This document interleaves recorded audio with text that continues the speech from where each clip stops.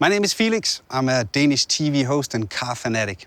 I've been invited here to California to drive the new Vision AVTR. It's right in there in the hangar, and you're invited to come along to the future.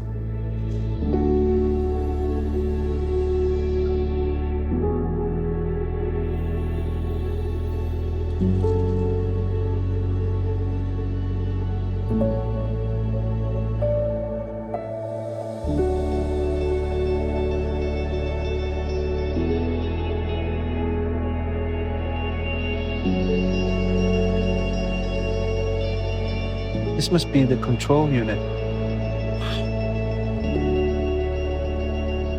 I have 1,000 questions now. So maybe it's time to bring in the designers. Well, I'm here with Gorden Wagener, Chief Head of Design at Daimler. Was that correct? Chief Design Officer. That was almost correct. Chief Design Officer. But the most important thing is that, Gorden, this car is something you authorized. What's the vision behind this car? What's it supposed to be? We wanted to create a vehicle that is not alien to its environment, that's almost a part of the ecosystem of the environment. And we actually didn't want to create a vehicle. It should be almost something like a living organism. I think you succeeded in that because it doesn't really feel like a car anymore, except it has 4 wheels. Actually, it can crab sideways. Really? Yeah. Like Why? 30 degrees sideways. Because we didn't want to have conventional wheels. These wheels, they look more like an animal paw, like soft and gentle. When you look at this car, what is it that you see as a designer? First of all, I think it looks very futuristic thanks to that super futuristic proportion. We wanted to create something that is very efficient looking, something that is almost like bio-design in harmony with nature. So it goes very gentle through the wind. From the materials, there's a lot of recycled materials.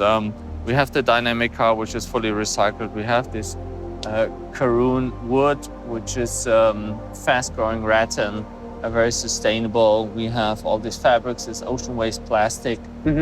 So from the material side, yeah, this is completely sustainable. And of course, our vision is the 100% sustainable car, and that car should embody this.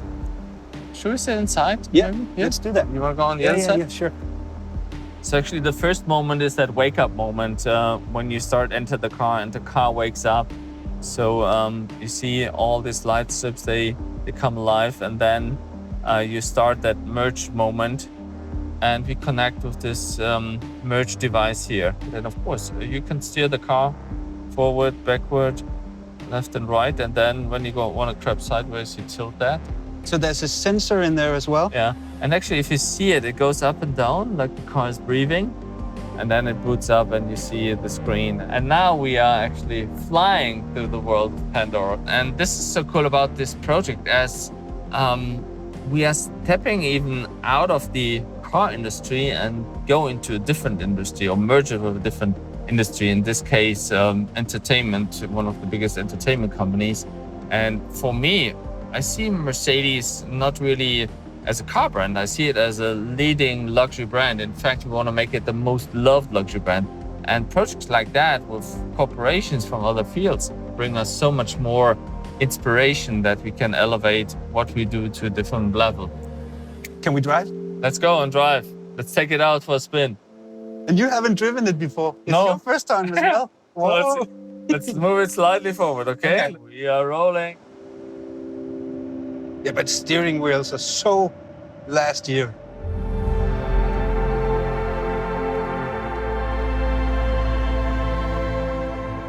So we can try crabbing mode a little bit. Whoa! So now the cool thing is, the co-driver can take over. So you have it, just try it.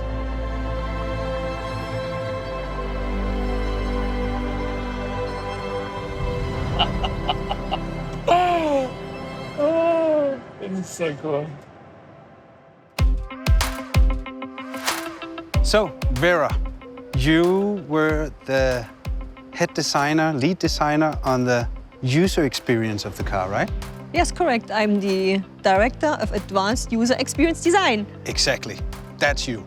So when I saw it, the first time I saw it, and I went over to it, and I had this feeling that it was trying to communicate with me, with the flaps and the lights and all. So that was your department? Correct. So everything what you see and hear, we did. So when I get into my 2020 Mercedes, there's a lot of linguatronic. You can talk with the car. Yes. This one, you don't talk with it. No, here we don't talk with it. Yes, it's imagine once you talk with a car, it's more issue and command. We want to reduce this idea and say, hey, this element is more like a skin of ourselves, like a digital membrane of ourselves, which influence us and can provide us an amplified experience to our outside world. We have a more dialogue-based system, and of course, machine learning already can do a lot of things, but we are trying to really that this living organism is starting approaching the human and not we as a human approaching the machine, which is very different. Should we go inside? Yes, let's do it. You want to sit in the... Which way?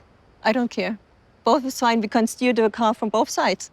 True. I'll take the other one. Cool. You go in there.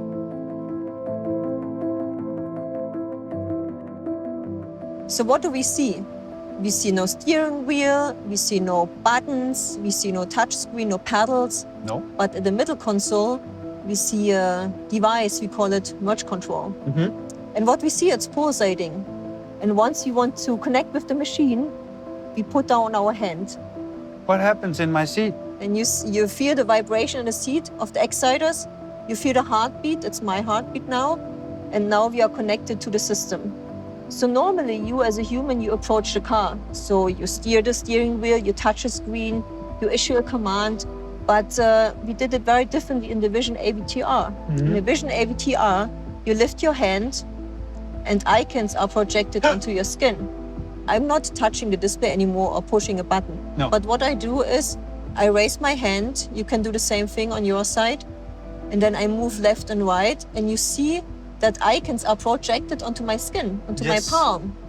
So all your senses are triggered, not only the visual one, but also the haptic one and the acoustic one. And then let's go to Pandora. Yeah. Shall I close it? Yeah. Then we select the Benji maybe. And you see how this gets pinkish. And now you look through the eyes of this Benji, you feel the heartbeat, and you see what the Benji would see. In this sense, this experience that the car is really starting approaching you with the interface is very new and unique, and it hasn't been done before. Yeah, and then, at the same time, make it look as luxury as this is. This is the future of luxury. I think you see how the interior design and the UX design here come together as a one full art piece almost. When you as a department think of stuff like this, then of course everything you think of isn't possible. So you have to have a meeting with somebody in a technical department that actually tells you whether this is possible or not. Our engineers are very creative people, very knowledgeable, and only as a collaborative team, designers and the engineers, we can come up with these really functional prototypes. And it's very important. It's functional. It's not faked. It's really working. I don't quite understand all of it, but you did a good job. That's great. Well, ladies and gentlemen, I'm here with Alex Dang. He's a designer at Mercedes-Benz, and he's actually the one who drew the lines for the Vision AVTR. Hi, Alex. Hi.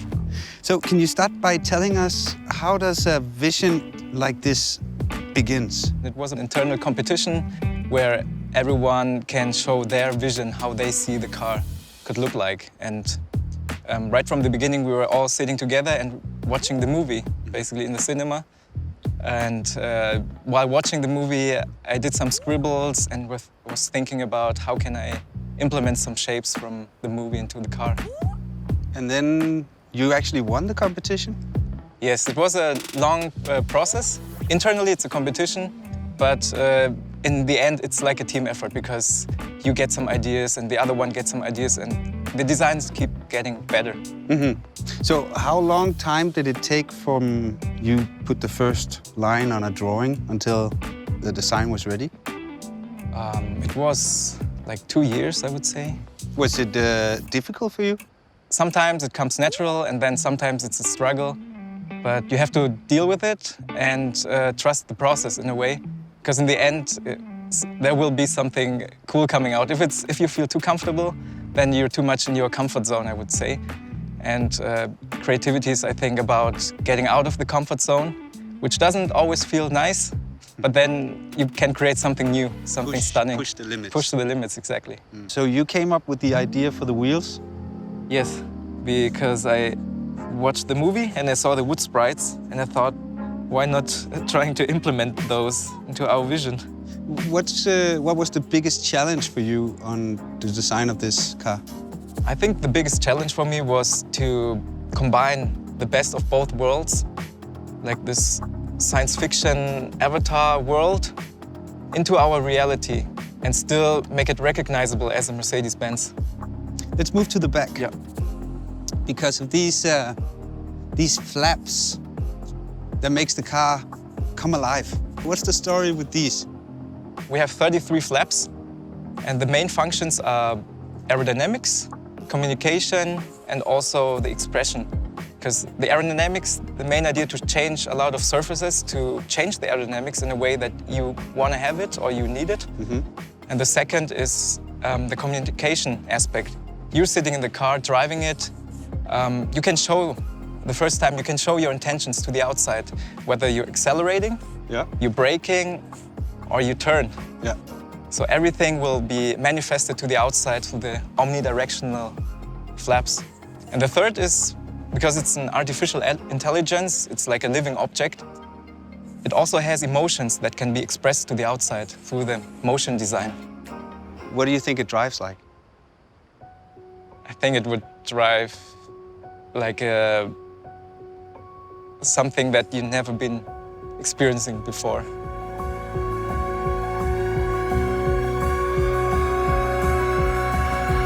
So crazy!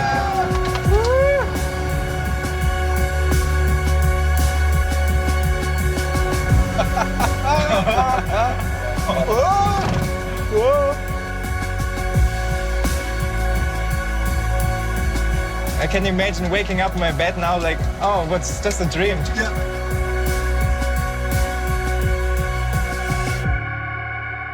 Dude, that was amazing. It really works! You drove your own car. That was nice.